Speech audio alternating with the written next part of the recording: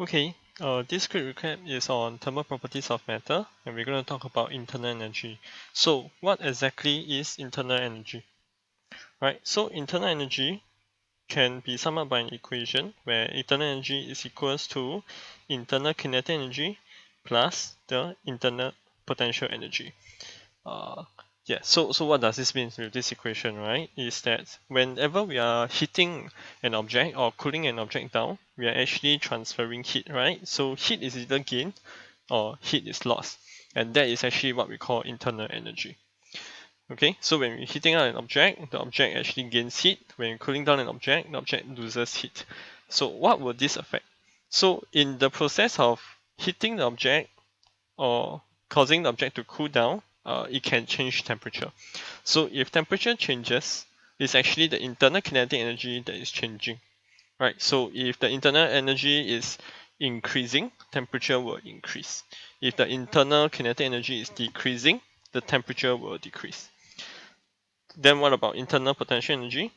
It is actually the change of state.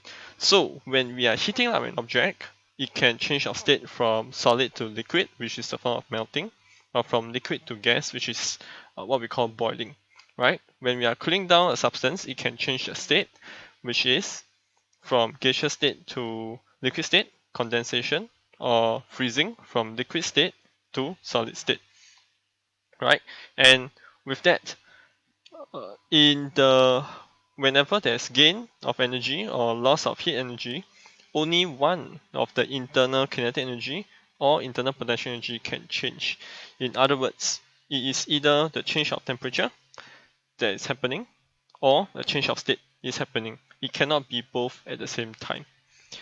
Okay, so that also reminds us that whenever there is a things like a boiling point, okay, or melting point, whenever an object is changing its state, the temperature must be constant for the substance.